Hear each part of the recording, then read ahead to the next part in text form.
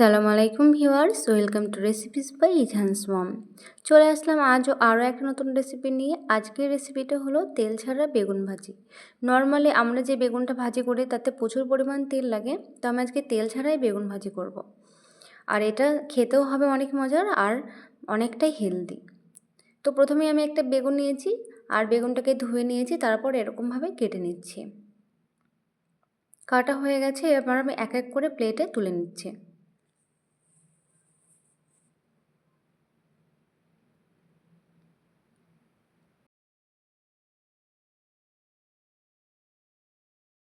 এবার আমি এখানে একটা বোল নিয়েছি, তো বোলের মধ্যে আমি প্রথমে দিয়ে দেব 2 চামচ পরিমাণ পোস্তটাকে আমি একটু মিক্সিতে গুঁড়ো করে নিয়েছিলাম। তারপর দিচ্ছি 1 চামচ পরিমাণ ধনে গুঁড়ো, 1 চামচ লঙ্কা গুঁড়ো, হাফ চামচের একটু কম চিনিটা দিলে টেস্টটা বেড়ে যায় আর বেগুনটা খুব সফট হয়ে যায়, স্বাদ মতো লবণ আর 1 চামচ চাট মশলা, আর দিচ্ছি বেসন। এখানে আমি 2 চামচ পরিমাণ বেসন দিচ্ছি। এবার সবকটা উপকরণ খুব ভালোভাবে মিশিয়ে নিতে হবে। এমনভাবে মেশাতে হবে যাতে প্রত্যেকটা উপকরণ ভালোভাবে একে অপরের সাথে মিশে যায়।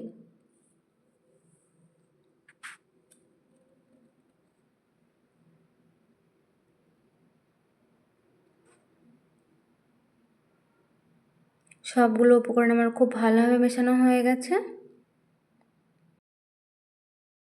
এবার আমি একটা একটা করে এই বেগুনের পিসগুলো নেব এবং মশলাটা খুব ভালো করে বেগুনের গায়ে মাখিয়ে নেব।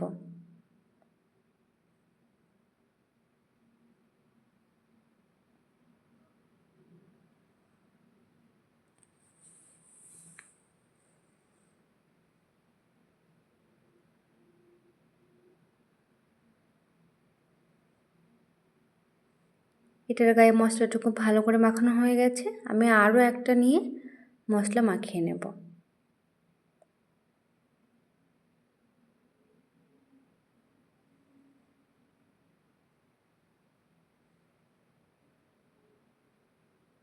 এটাও হয়ে গেছে।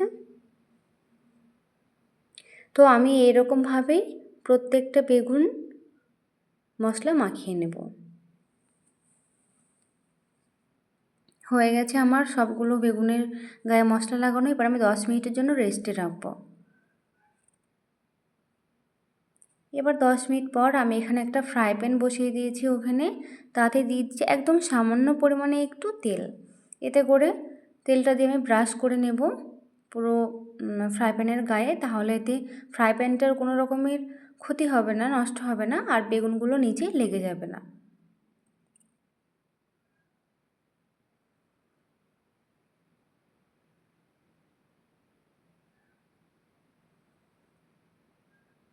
এবার ফ্রাই প্যানটা খুব ভালো করে গরম করে নিতে হবে। এরপর আমি বেগুনগুলোকে দিয়ে দেবো একটা একটা করে।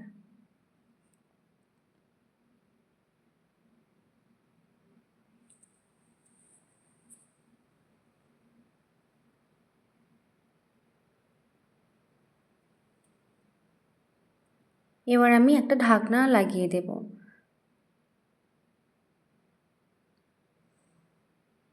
কিছুক্ষণ পর আমি চলে আসলাম। এক পিঠটা আমার অনেকটাই ভাজা হয়ে গেছে। আমি একটু উল্টে পাল্টে নিচ্ছি।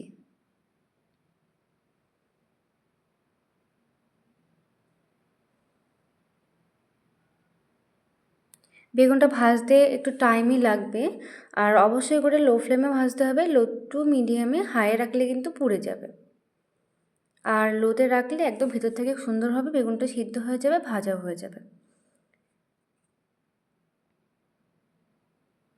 তো আমার বেগুন ভাজাটা এখানে কমপ্লিট হয়ে গেছে, আমি তুলে নেব।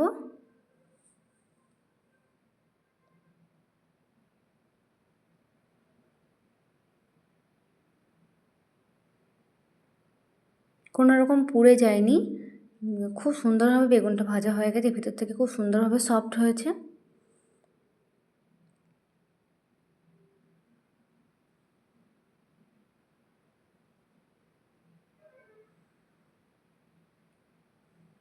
এবার বাকি যে আমার বেগুনটা ছিল সেটাও আমি ঠিক একই প্রসেসে ভেজে নিলাম।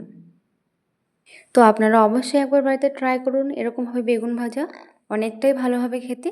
আর কেমন হলো সেটা আমাকে অবশ্যই কমেন্ট করে জানাবেন। আর রেসিপিটি ভালো লাগলে অবশ্যই একটা লাইক করে দেবেন। আপনাদের একটা লাইক, একটা কমেন্ট আমার মোটিভেশনকে আরও বাড়িয়ে দেয়, আরও নতুন নতুন রেসিপি করতে আমাকে সাহায্য করে।